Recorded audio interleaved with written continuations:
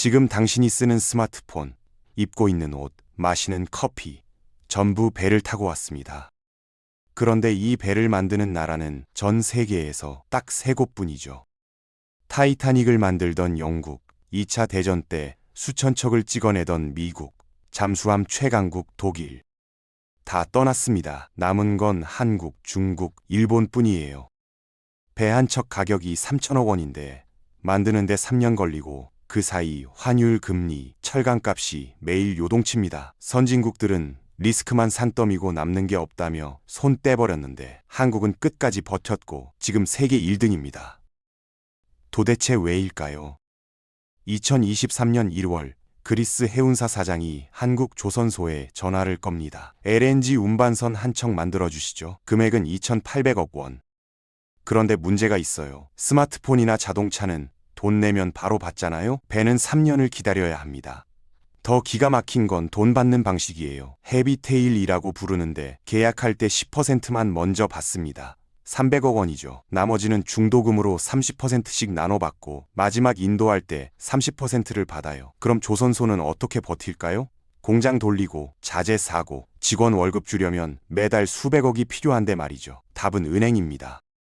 수천억 원을 빌려서 3년을 버티는 거예요. 이자만 해도 어마어마하죠. 조선업은 배 만드는 게 아니라 3년짜리 금융게임을 하는 겁니다.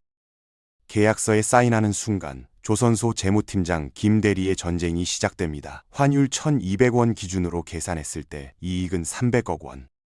그런데 6개월 뒤 철강 가격이 톤당 90달러에서 107달러로 뛰어요. 원가가 억 원 올랐습니다. 1년 뒤 엔진 주문할 시점에 환율이 1,300원 됐어요. 독일제 엔진은 달러로 결제하니까 비용이 50억 원 더 들어가죠. 2년차 배선 작업 시작할 때 구리 가격이 파운드당 4달러에서 5.82달러로 폭등합니다. 전선 비용만 30억 원 추가해요. 그렇게 3년 뒤 배를 인도하고 정산해 보니 100억 원 적자입니다. 밤새워 만들었는데 손해를 본 거죠. 그런데 사장님이 뭐라고 하시는지 아세요? 납기 맞췄으니 잘했어. 이게 조선업입니다.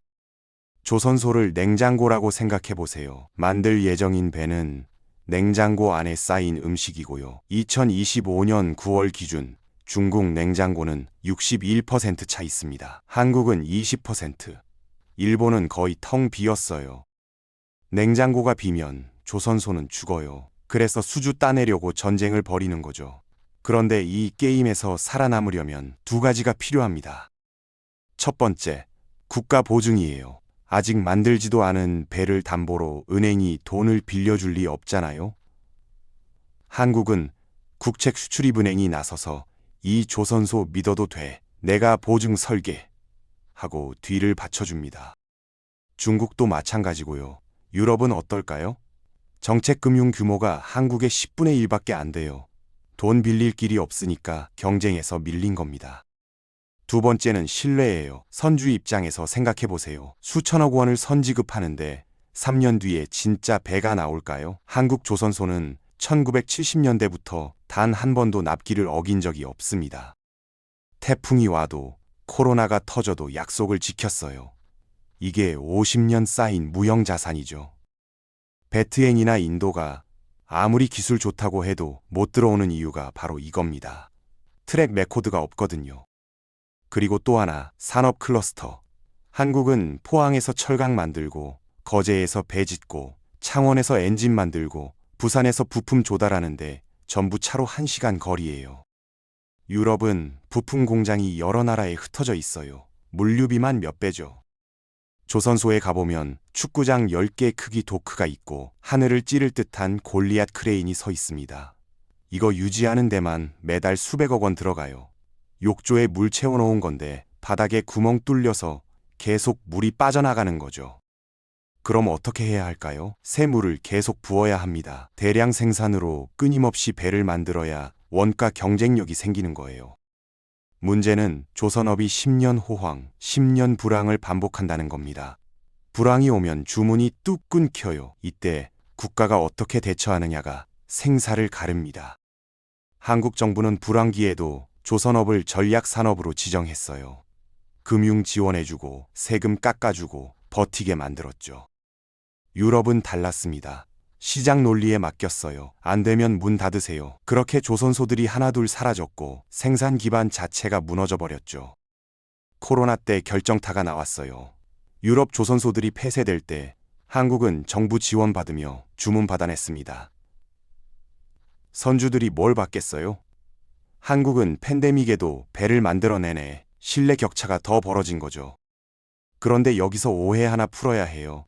한국이 조선업 잘하는 게 인건비 싸서라고 생각하는 사람 많거든요. 완전히 틀렸습니다. 한국 조선소 용접공 연봉이 얼마인지 아세요?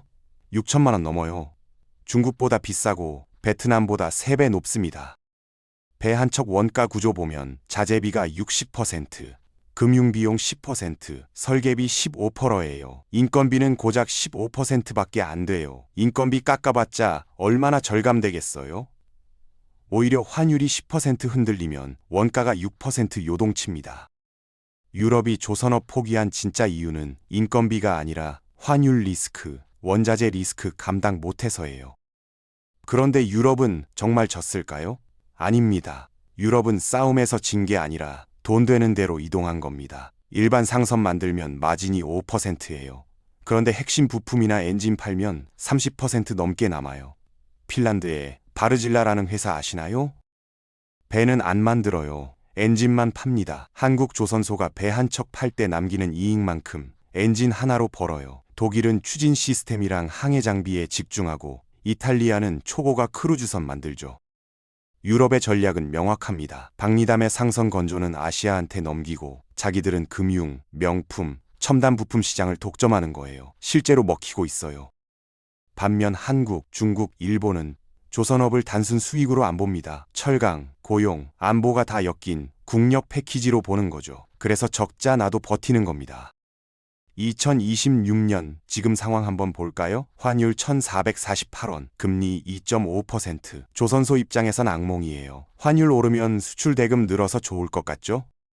아닙니다. 원자재를 달러로 사오니까 원가 부담도 같이 급등해요. 배 한 척 만드는 3년 동안 이자만 200억 원 나가고 원자재 가격 오르면 바로 적자예요. 그런데 김대리와 경영진은 결정합니다. 100억 적자 나도 납기 맞추자. 왜일까요? 당장 손해봐도 약속 지켜야 다음 계약 따낼 수 있거든요. 조선업은 신뢰 게임입니다.